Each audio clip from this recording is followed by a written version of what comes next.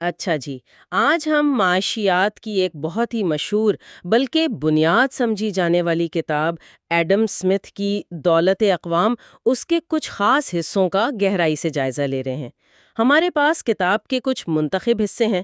مقصد یہ ہے کہ سمجھیں کہ اسمتھ کے نزدیک دولت کیسے بنتی ہے، معاشرے کیسے آگے بڑھتے ہیں، اور وہ کیا اصول ہیں جو اس سارے نظام کو چلا رہے ہیں۔ جی بالکل، یہ تو ایک سنگ میل کتاب ہے۔ آ, ہم آج اسمتھ کے چند بہت اہم تصورات پر بات کریں گے، جیسے جیسے یہ کہ کام کو تقسیم کرنے سے، یعنی تقسیم کار سے پیداوار کیسے بڑھتی ہے، پھر پیسے کی ضرورت کیوں پیش آئی، یہ کیسے وجود میں آیا، کسی چیز کی اصل قدر کیا ہوتی ہے، اور جو قیمت ہم ادا کرتے ہیں وہ کن چیزوں سے مل کر بنتی ہے، یعنی اجرت، منافع اور لگان۔ تو گویا ہم معیشت کی مشین کو ذرا کھول کر دیکھنے کی کوشش کریں گے۔ ٹھیک ہے، تو آئیے شروع کرتے ہیں تقسیم کار سے۔ اسمتھ نے ایک مثال دی ہے جو بہت مشہور ہے، پن بنانے کی، ہے نا؟ کہ ایک اکیلا آدمی اگر تربیت یافتہ نہ ہو تو شاید دن بھر میں ایک پن بھی نہ بنا سکے، بمشکل ایک۔ جی ہاں، لیکن جب وہی کام پن بنانے کا چھوٹے چھوٹے 10 یا 18 مختلف مرحلوں میں بانٹ دیا جائے، جیسے کوئی تار کھینچ رہا ہے، کوئی اسے سیدھا کر رہا ہے، کوئی کاٹ رہا ہے، کوئی نوک تیز کر رہا ہے، کوئی اس کا سرا بنا رہا ہے، وغیرہ وغیرہ، تو وہی چند لوگ مل کر ایک دن میں ہزاروں، بلکہ اسمتھ نے تو لکھا ہے شاید 48,000 تک پنے بنا لیتے ہیں۔ بالکل، یہ پیداواری صلاحیت میں ایک آپ کہہ لیں ناقابل یقین قسم کا اضافہ ہے، اور اسمتھ نے اس اضافے کی 3 بنیادی وجوہات بتائی ہیں۔ مطلب 3 چیزیں ہیں جو اس کو ممکن بناتی ہیں۔ اچھا، وہ کیا ہے؟ پہلی تو یہ کہ ہر مزدور جو ہے وہ اپنا ایک مخصوص چھوٹا سا کام بار بار کرتا ہے، تو وہ اس میں ماہر ہو جاتا ہے، اس کی مہارت بہت بڑھ جاتی ہے۔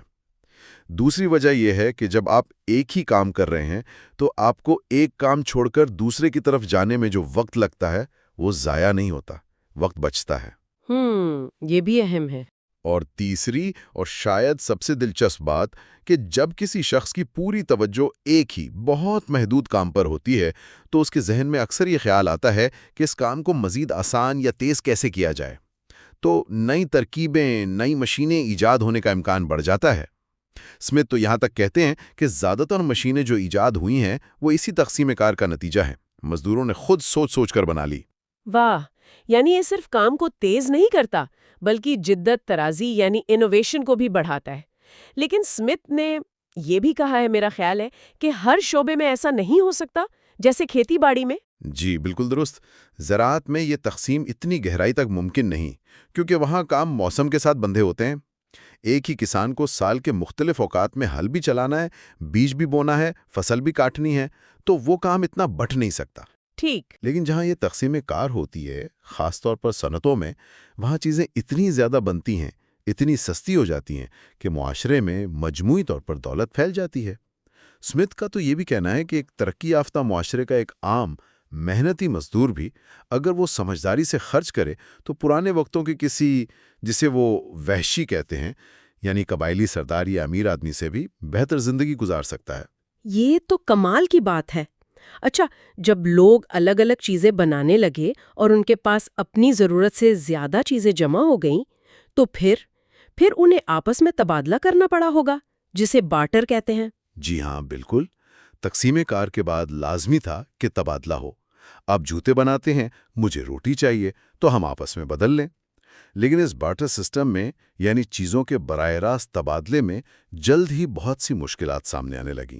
مثلاً؟ سب سے بڑی مشکل تھی ضروریات کا دوہرا اتفاق، یعنی مجھے آپ سے جوتے چاہیے لیکن ضروری نہیں کہ آپ کو مجھ سے روٹی ہی چاہیے، ہو سکتا ہے آپ کو کپڑا چاہیے، تو مجھے پہلے کوئی ایسا شخص ڈھونڈنا پڑے گا جسے روٹی چاہیے اور اس کے پاس کپڑا ہو، پھر میں آپ کے پاس آؤں گا۔ یہ بہت پیچیدہ تھا۔ ہاں، یہ تو ہے۔ پھر ایک اور مسئلہ تھا چیزوں کو تقسیم کرنے کا۔ مان لیجئے ایک قصاب کو صرف تھوڑا سا نمک یا تھوڑی سی روٹی چاہیے، اب وہ اس کے بدلے میں پوری بھیڑ یا گائے تو نہیں دے سکتا نا۔ چیزیں ہر وقت برابر تقسیم نہیں ہو سکتی۔ اچھا، تو ان مشکلات کی وجہ سے کسی درمیانی چیز کی ضرورت پڑی۔ بالکل، لوگوں نے سوچا کہ کوئی ایسی چیز ہو جسے سب قبول کر لیں، جو خراب نہ ہوتی ہو، یعنی پائیدار ہو، جس سے چھوٹے حصوں میں آسانی سے بانٹا جا سکے۔ تاریخ میں دیکھیں تو بہت سی چیزیں استعمال ہوئیں، کہیں نمک، کہیں سیپیاں، کہیں تمباکو، لیکن دھاتیں، خاص طور پر سونا اور چاندی، ان میں یہ ساری خوبیاں زیادہ تھیں، پائیدار بھی، تقسیم پذیر بھی اور قیمتی بھی۔ تو شروع میں دھاتوں کو تول کر استعمال کرتے ہوں گے؟ جی ہاں، بالکل۔ پہلے وزن کر کے لین دین ہوتا تھا، لیکن اس میں بھی مسئلہ تھا۔ ایک تو وزن کرنے کی زحمت، دوسرا یہ کہ دھات خالص ہے یا نہیں، اس میں دھوکے کا امکان تھا۔ تو پھر سکے کیسے بنے؟ اسی لیے ان مسئلوں سے بچنے کے لیے حکومتوں نے یا جو بھی بااختیار ادارہ تھا، انہوں نے یہ کیا کہ دھات کے مخصوص وزن اور مخصوص خالص پن کے ٹکڑوں پر ایک سرکاری مہر، ایک ٹھپا لگانا شروع کر دیا۔ یہ مہر اس بات کی ضمانت ہوتی تھی کہ ہاں بھئی، اس میں اتنی مقدار میں اصلی سونا یا چاندی ہے۔ بس یہیں سے سکہ بند رقم یا کوائنڈ منی وجود میں آئی اور ٹکسالیں بن گئیں جو یہ سکے ڈھالتی تھیں۔ اچھا، تو گویا پیسہ جو ہے وہ تجارت کو آسان بنانے کا ایک ذریعہ بن گیا۔ ایک پہیے کی طرح۔ بالکل۔ اسمتھے اسے تجارت کا عظیم پہیہ، گریٹ وہیل آف سرکولیشن کہتا ہے۔ اس نے لین دین کو بہت سہل بنا دیا۔ ٹھیک ہے، اب آتے ہیں قدر اور قیمت کی طرف۔ کسی چیز کی قدر کیا ہے؟ اسمتھ نے دو طرح کی قدر بتائی ہے نا؟ ایک استعمال کی قدر، یعنی وہ چیز کتنی مفید ہے، جیسے پانی، اور دوسری تبادلے کی قدر، یعنی اس چیز کے بدلے میں دوسری کتنی چیزیں مل سکتی ہیں، جیسے ہیرا، جو شاید استعمال میں اتنا مفید نہیں لیکن اس کی تبادلے کی قدر بہت زیادہ ہے۔ جی، اور اسمتھ کی زیادہ توجہ اسی تبادلے کی قدر پر ہے۔ وہ پوچھتے ہیں کہ یہ تبادلے کی قدر طے کیسے ہوتی ہے، اس کا اصل پیمانہ کیا ہے۔ ان کے نزدیک کسی بھی چیز کی جو حقیقی قیمت یا ریئل پرائس ہے وہ محنت جو اسے حاصل کرنے میں لگی ہے۔ محنت؟ جی، محنت۔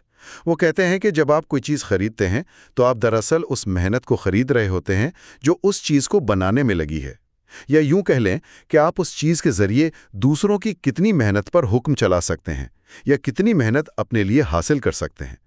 پیسہ جو ہے وہ صرف اس محنت کی ظاہری یا برائے نام قیمت ہے، اصل چیز محنت ہے۔ یہ تو بڑی گہری بات ہے کہ اصل قدر محنت ہے۔ ہاں، اور وہ دلیل یہ دیتے ہیں کہ محنت ہی واحد چیز ہے جس کی اپنی قدر کبھی تبدیل نہیں ہوتی۔ مطلب 1 گھنٹے کی محنت جتنی مشقت یا تکلیف آج دیتی ہے، اتنی ہی 100 سال پہلے دیتی تھی اور اتنی ہی 100 سال بعد دے گی۔ اس لیے جو چیز زیادہ محنت سے بنے وہ مہنگی ہے، جو کم محنت سے بنے وہ سستی ہے۔ یہ اصل پیمانہ ہے۔ لیکن عملی طور پر تو ہم ہر چیز پیسے میں ناپتے ہیں، محنت کو ناپنا تو مشکل لگتا ہے۔ بالکل، عملی طور پر یہ مشکل ہے، خاص طور پر مختلف قسم کی محنتوں کا موازنہ کرنا۔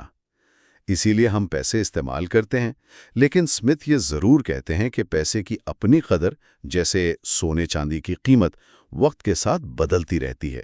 اس لیے شاید طویل مدت کے لیے، جیسے زمین کا پٹا وغیرہ، اس میں لگان کو پیسے کے بجائے اناج جیسے مکئی کی ایک مقررہ مقدار میں طے کرنا زیادہ بہتر ہو سکتا ہے، کیونکہ اناج پیدا کرنے میں لگنے والی اوسط محنت نسبتاً زیادہ مستقل رہتی ہے۔ اچھا، یہ تو ہوئی حقیقی قدر یا قیمت، لیکن بازار میں تو قیمتیں روز اوپر نیچے ہوتی ہیں، اس کا کیا معاملہ ہے؟ وہ کہلاتی ہے منڈی کی قیمت۔ یہ روزمرہ کی قیمت ہے جو طلب اور رسد یعنی ڈیمانڈ اور سپلائی سے طے ہوتی ہے۔ یہاں اسمتھ ایک اور تصور لاتے ہیں، قدرتی قیمت کا۔ یہ وہ کم سے کم قیمت ہے جو کسی چیز کو بنانے کے تمام اخراجات پورے کرنے کے لیے ضروری ہے۔ یعنی کون سے اخراجات؟ وہی 3 بنیادی چیزیں: مزدور کی اجرت، سرمایہ لگانے والے کا منافع اور زمین کا لگان۔ ان تینوں کی جو قدرتی یا اوسط شرح ہے، اس کو ملا کر جو قیمت بنتی ہے وہ قدرتی قیمت ہے۔ یہ گویا کسی چیز کی پیداوار کی اصل طویل مدتی لاگت ہے۔ ٹھیک ہے، اب ہوتا یہ ہے کہ منڈی کی قیمت اسی قدرتی قیمت کے ارد گرد گھومتی ہے۔ اگر بازار میں کسی چیز کی سپلائی اس کی ڈیمانڈ سے زیادہ آ جائے تو بیچنے والوں میں مقابلہ ہوگا، قیمت گر جائے گی، شاید قدرتی قیمت سے بھی نیچے۔ اور اگر ڈیمانڈ زیادہ ہو اور سپلائی کم تو خریدار زیادہ قیمت دینے کو تیار ہوں گے اور قیمت قدرتی قیمت سے اوپر چلی جائے گی۔ تو یہ اوپر نیچے ہوتی رہتی ہے۔ جی، لیکن اسمتھ کہتے ہیں کہ آخرکار یہ قدرتی قیمت کی طرف واپس کھنچتی ہے، جیسے کوئی چیز کشش سکل کی وجہ سے زمین کی طرف کھنچتی ہے۔ اگر قیمت بہت گر گئی ہے تو پروڈیوسر کم بنائیں گے، سپلائی کم ہوگی تو قیمت بڑھے گی۔ اگر بہت بڑھ گئی ہے تو زیادہ لوگ بنائیں گے، سپلائی بڑھے گی تو قیمت گرے گی۔ سمجھ گئی۔ تو یہ قدرتی قیمت خود 3 چیزوں سے مل کر بنتی ہے: اجرت، منافع اور لگان، اور یہی معاشرے کے 3 بڑے طبقوں کی آمدنی بھی ہیں: مزدور، سرمایہ دار اور زمیندار۔ بالکل۔ اب ان تینوں کو بھی تھوڑا دیکھ لیں۔ اجرت، ویجز جو ہے وہ مزدور کی محنت کا معاوضہ ہے۔ یہ بھی طلب اور رسد سے طے ہوتی ہے کہ مزدور کتنے دستیاب ہیں اور کام کتنا ہے۔ لیکن یہاں اسمتھ ایک بہت اہم نقطہ اٹھاتے ہیں۔ وہ کہتے ہیں کہ جو آجر ہیں، یعنی کام دینے والے، مالک، سرمایہ دار، وہ ہمیشہ کوشش کرتے ہیں کہ اجرتیں کم سے کم رہیں۔ ان کے درمیان ایک طرح کا خاموش سمجھوتا، ایک ٹیسٹ کمبینیشن ہوتا ہے کہ بھائی اجرتیں نہیں بڑھانی ہیں۔ اوہ، یعنی یہ کوئی باقاعدہ سازش نہیں لیکن ایک انڈرسٹینڈنگ ہوتی ہے۔ جی، ایک خاموش سی ملی بھگت۔ جبکہ مزدوروں کے لیے آپس میں متحد ہو کر اجرتیں بڑھوانا بہت مشکل ہوتا ہے۔ ایک تو قانون اکثر ان کے خلاف ہوتا ہے، دوسرا وہ بکھرے ہوئے ہوتے ہیں، ان کے پاس وسائل نہیں ہوتے۔ یہ تو لگتا ہے کہ آزاد منڈی کا تصور یہاں تھوڑا کمزور پڑ جاتا ہے، طاقت کا توازن برابر نہیں ہے۔ یہ ایک حقیقت ہے جسے اسمتھ خود بیان کر رہے ہیں۔ وہ صرف نظریہ نہیں دے رہے، وہ مشاہدہ بھی بیان کر رہے ہیں۔ پھر آتا ہے منافع، پروفٹ۔ یہ اس سرمایہ پر ملتا ہے جو کسی کاروبار میں لگایا جاتا ہے۔ یہ سرمایہ دار کا انعام ہے کہ اس نے اپنا پیسہ استعمال کیا، خطرہ مول لیا۔ اور یہ کس حساب سے ملتا ہے؟ اس کی شرح کا انحصار ہوتا ہے کہ سرمایہ کتنا دستیاب ہے اور کس قسم کے کاروبار میں لگ رہا ہے۔ جہاں مقابلہ زیادہ ہو، بہت سے لوگ ایک ہی کام کر رہے ہوں، وہاں منافع کی شرح کم ہو جاتی ہے۔ جہاں خطرہ زیادہ ہو، وہاں شرح زیادہ ہو سکتی ہے، اور سود جو ہے وہ دراصل اسی منافع کا ایک حصہ ہے جو کوئی شخص ادھار لیے گئے پیسے کے استعمال کے بدلے میں ادا کرتا ہے۔ ٹھیک ہے۔ اور تیسرا حصہ لگان، رینٹ، زمین کا کرایہ، اس کے بارے میں اسمتھ نے کیا کہا؟ یہ بھی بڑا دلچسپ ہے۔ جی ہاں، اسمتھ لگان کو ایک اجارہ دارانہ قیمت قرار دیتے ہیں، یعنی یہ کوئی مارکیٹ میں مقابلے سے طے نہیں ہوتی۔ اجارہ دارانہ کیوں؟ کیونکہ زمین محدود ہے، زمیندار اس کا مالک ہے، وہ اس کے استعمال کی قیمت وصول کرتا ہے، اور یہ قیمت اس بات پر منحصر نہیں ہوتی کہ زمیندار نے زمین کو بہتر بنانے پر کتنا خرچ کیا ہے، بلکہ اس بات پر ہوتی ہے کہ کاشتکار زیادہ سے زیادہ کیا ادا کر سکتا ہے، اپنی فصل کا کتنا حصہ دے سکتا ہے۔ اسمتھ نے تو ایک جگہ بڑی سخت بات لکھی ہے کہ زمیندار دوسرے تمام لوگوں کی طرح وہاں سے کاٹنا پسند کرتے ہیں جہاں انہوں نے کبھی بویا نہیں تھا۔ وہ زمین کی قدرتی پیداوار، یہاں تک کہ جنگل کی لکڑی یا دریا کی مچھلی پر بھی لگان مانگتے ہیں۔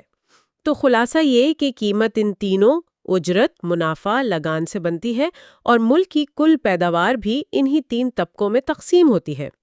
اب اگلا سوال، ملک کی مجموعی دولت یا سرمایہ یہ بڑھتا کیسے ہے؟ اچھا سوال ہے۔ اس کے لیے پہلے اسمتھ یہ سمجھاتے ہیں کہ سرمایہ یا سٹاک ہوتا کیا ہے۔ وہ کہتے ہیں کسی بھی شخص یا پورے معاشرے کا جو کل سرمایہ ہے اسے ہم 3 حصوں میں دیکھ سکتے ہیں۔ پہلا حصہ وہ ہے جو فوری استعمال کے لیے رکھا جاتا ہے، جسے گھر میں کھانے پینے کی چیزیں، کپڑے، فرنیچر، یہ چیزیں استعمال ہوتی ہیں، ان سے مزید آمدنی پیدا نہیں ہوتی۔ ٹھیک۔ دوسرا حصہ کہلاتا ہے معینہ سرمایہ، فکسڈ کیپٹل۔ اس میں وہ چیزیں آتی ہیں جو آمدنی یا منافع کمانے میں مدد دیتی ہیں، لیکن خود مالک کے ہاتھ سے نکل کر فروخت نہیں ہوتی، جیسے فیکٹری کی مشینری، اوزار، دکان یا گودام کی عمارت، یا زمین کو بہتر بنانے پر کیا گیا خرچ۔ اور تیسرا حصہ ہے گردشی سرمایہ، سرکولیٹنگ کیپٹل۔ اس میں وہ چیزیں شامل ہیں جو منافع کمانے کے لیے ہاتھ بدلتی ہیں، یعنی گردش کرتی ہیں، جیسے تاجر کے پاس موجود مال جو اس نے بیچنا ہے، یا فیکٹری میں پڑا خام مال یا بن کر تیار شدہ مال جو ابھی بکا نہیں۔ اور اسی گردشی سرمایہ کا ایک بہت اہم حصہ ہے پیسہ۔ پیسہ گردشی سرمایہ میں کیوں؟ کیونکہ پیسہ بھی تو ہاتھ بدلتا ہے۔ آپ پیسے سے مال خریدتے ہیں، پھر مال بیچ کر پیسہ واپس حاصل کرتے ہیں، امید ہے کہ کچھ منافع کے ساتھ۔ لیکن اسمتھ کہتے ہیں کہ پیسہ، خاص طور پر سونے چاندی کے سکے، یہ گردشی سرمایہ کا ایک مہنگا حصہ ہے۔ مہنگا؟ وہ کیسے؟ اس لیے کہ سونا چاندی بذات خود کوئی چیز پیدا نہیں کرتے، وہ صرف تبادلے کا ذریعہ ہے۔ ملک کو انہیں خریدنے یا حاصل کرنے پر اپنا کچھ سرمایہ خرچ کرنا پڑتا ہے، پھر ان سکوں کو گھسنے سے بچانے، محفوظ رکھنے پر بھی خرچ آتا ہے۔ یہ گویا ایک ایسا پہیہ ہے جو چلانے کے لیے خود بھی کچھ تیل مانگتا ہے۔ تو اس کا کوئی حل؟ جی، یہیں پر بینکنگ اور خاص طور پر کاغذی کرنسی، پیپر منی کا کردار آتا ہے۔ اسمتھ اسے ایک بہت بڑی، بہت مفید ایجاد مانتے ہیں۔ جب بینک قابل اعتبار کاغذی نوٹ جاری کرتے ہیں جو سونے چاندی کی نمائندگی کرتے ہیں اور لوگ انہیں قبول کر لیتے ہیں، تو وہ اصل سونے چاندی کے سکوں کی جگہ لے لیتے ہیں۔ اچھا۔ اب وہ سونا چاندی جو پہلے صرف ملک کے اندر سکوں کی شکل میں گھوم رہا تھا، وہ آزاد ہو جاتا ہے۔ اسے ملک سے باہر بھیج کر کارآمد چیزیں جیسے مشینیں، اوزار یا پیداوار کے لیے خام مال منگوایا جا سکتا ہے۔ اس طرح ملک کا جو مردہ سرمایہ تھا وہ زندہ یا پیداواری سرمایہ میں بدل جاتا ہے۔ اسمتھ نے اسکاٹ لینڈ کی مثال دی ہے کہ کیسے وہاں بینکوں کے قیام اور کاغذی کرنسی کے رواج سے تجارت اور صنعت کو زبردست ترقی ملی۔ یہ تو بہت دلچسپ بات ہے کہ بینکنگ پیسے کو زیادہ پیداواری بنا سکتی ہے۔ اچھا، اب وہ آخری اور شاید سب سے مشہور سوال، قومی دولت میں اضافہ کیسے ہوتا ہے؟ اس کا اصل راز کیا ہے؟ اسمتھ کا جواب بہت صاف اور دو ٹوک ہے۔ کفایت شعاری، یعنی بچت کرنا۔ بچت، محنت یا صنعت کاری نہیں؟ محنت اور صنعت سے دولت پیدا ہوتی ہے، یہ صحیح ہے، لیکن جو سرمایہ پہلے سے موجود ہے اس میں اضافہ صرف بچت سے ہوتا ہے۔ جو کچھ آپ اپنی آمدنی یا منافع میں سے خرچ نہیں کرتے، بچا لیتے ہیں، وہی رقم دوبارہ سرمایہ کاری کے لیے دستیاب ہوتی ہے، جس سے مزید پیداوار اور مزید دولت پیدا ہوتی ہے۔ اس کو انہوں نے کیسے سمجھایا ہے؟ انہوں نے دو طرح کے لوگوں کا موازنہ کیا ہے، ایک فضول خرچ پروڈیگل اور دوسرا کفایت شعار۔ فضول خرچ شخص اپنی آمدنی خرچ کرتا ہے غیر پیداواری ہاتھوں پر، جیسے ذاتی نوکر یا ایسی خدمات جو استعمال ہوتے ہی ختم ہو جائیں اور پیچھے کوئی مادی چیز نہ چھوڑیں۔ اور کفایت شعار؟ کفایت شعار شخص اپنی بچت کو لگاتا ہے پیداواری ہاتھوں پر، یعنی مزدور، کاریگر، صنعت کار۔ یہ لوگ اس پیسے سے کام کرتے ہیں اور نہ صرف خرچ کی گئی رقم کے برابر قدر پیدا کرتے ہیں بلکہ اس پر منافع بھی کماتے ہیں۔ تو گویا کفایت شعار شخص جو پیسہ بچا کر پیداواری کام میں لگاتا ہے، وہ قومی سرمایہ میں اضافہ کرتا ہے۔ ہر بچت کرنے والا شخص ایک طرح سے معاشرے کا محسن ہے، جبکہ فضول خرچی قومی دولت کو کم کرتی ہے۔ تو گویا اصل نقطہ یہ ہے کہ دولت پیدا کرنا کافی نہیں، اسے بچا کر دوبارہ پیداواری کام میں لگانا ضروری ہے تاکہ دولت بڑھتی رہے۔ بالکل یہی قومی دولت میں اضافے کا بنیادی اصول ہے۔ تو آج ہم نے ایڈم اسمتھ کے کچھ بنیادی خیالات کو سمجھنے کی کوشش کی، کیسے کام کی تقسیم پیداوار کو کئی گنا بڑھا دیتی ہے، کیسے پیسے نے تبادلے کی مشکلات کو حل کیا اور تجارت کو فروغ دیا، پھر یہ کہ کسی چیز کی اصل قدر اس پر لگی محنت ہے، جبکہ قیمت میں اجرت، منافع اور لگان شامل ہوتے ہیں، اور آخر میں قومی دولت کا دار و مدار کفایت شعاری اور بچت کی پیداواری سرمایہ کاری پر ہے۔ جی ہاں، یہ وہ بنیادیں ہیں جن پر جدید معاشیات کی عمارت کھڑی ہوئی ہے، اور ان سب کے پیچھے اسمتھ کا جو مرکزی فلسفہ ہے وہ ہے قدرتی آزادی کا نظام، سسٹم آف نیچرل لبرٹی، یعنی ہر فرد کو آزادی ہو کہ وہ قانون کے دائرے میں رہتے ہوئے اپنی بھلائی کے لیے جو چاہے کوشش کرے، اپنا سرمایہ اور محنت جہاں چاہے لگائے اور دوسروں سے مقابلہ کرے۔ حکومت کا کام کم سے کم مداخلت کرنا ہے۔ ہاں، حکومت کے ذمے انصاف فراہم کرنا، ملک کا دفاع کرنا اور کچھ ایسے بڑے عوامی منصوبے بنانا ہے جو کوئی نجی شخص منافع کے لیے نہیں بنا سکتا، جیسے سڑکیں، پل وغیرہ۔ باقی سب کچھ افراد کے اپنے فیصلے پر چھوڑ دینا چاہیے۔ اسمتھ کا خیال تھا کہ جب ہر کوئی اپنا بھلا سوچے گا تو مجموعی طور پر معاشرے کا بھلا خود بخود ہو جائے گا۔ اور یہی وہ مشہور غیر مرئی ہاتھ یا انویزیبل ہینڈ کا تصور ہے۔ جی بالکل، کہ افراد نادانستہ طور پر اپنے ذاتی مفاد کی پیروی کرتے ہوئے معاشرے کے مفاد کو بھی فروغ دے دیتے ہیں۔ لیکن یہیں پر ایک سوال پیدا ہوتا ہے جو ہم آج کی گفتگو کے آخر میں چھوڑ جاتے ہیں۔ اسمتھ نے خود اپنی کتاب میں کچھ ایسے مسائل کی نشاندہی کی ہے جیسے ہم نے ذکر کیا، آجروں کا اجرتیں کم رکھنے کے لیے آپس میں سمجھوتا یا زمینداروں کا اجارہ دارانہ لگان وصول کرنا۔ تو کیا یہ چیزیں اس قدرتی آزادی کے نظام کے اندر ہی کچھ تضادات یا ممکنہ ناکامیوں کی طرف اشارہ نہیں کرتی؟ کیا ذاتی مفاد کا حصول ہمیشہ ہر حال میں اجتماعی بھلائی کا باعث بنتا ہے، یا پھر اس نظام کو منصفانہ اور متوازن رکھنے کے لیے شاید کسی قسم کی بیرونی نگرانی یا قواعد و ضوابط کی ضرورت بھی پڑ سکتی ہے؟ یہ ایک اہم سوال ہے جس پر سوچ بچار کیا جا سکتا ہے۔ یقیناً یہ ایک بہت اہم سوال ہے اور اس پر بحث آج تک جاری ہے۔